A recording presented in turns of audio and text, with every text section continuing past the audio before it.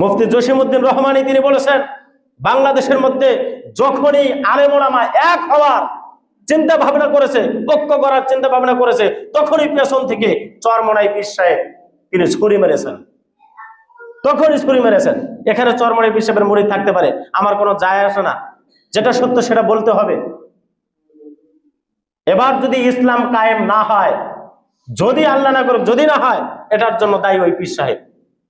জামাতে ইসলামের সেই শেরপুরের রেজাউল করিম ভাই, তিনি জামাতের সেক্রেটারি, তাকে নির্মমভাবে পিটিয়ে হত্যা করতো না। তারা এখন পর্যন্ত মানুষ হত্যা করছে, আর আপনারা তাদেরকে সাপোর্ট করতেছেন। মনে রাখবেন, কোন চান্দাবাজকে যদি আপনি সাপোর্ট করেন, সেই সাপোর্টের কারণে যদি ক্ষমতায় যায়, তাহলে যত রকমের চাঁদাবাজি করে খাবে, দুর্নীতি করবে, আপনি মৃত্যুবরণ করার পরেও, ভোট দিয়ে এসে মৃত্যুবরণ করেছেন, তারপরে আপনার আমল নামায়, আপনার কবরের মধ্যে, আপনার আমল নামার মধ্যে গুনাহের ভাগ যাইতে থাকবে।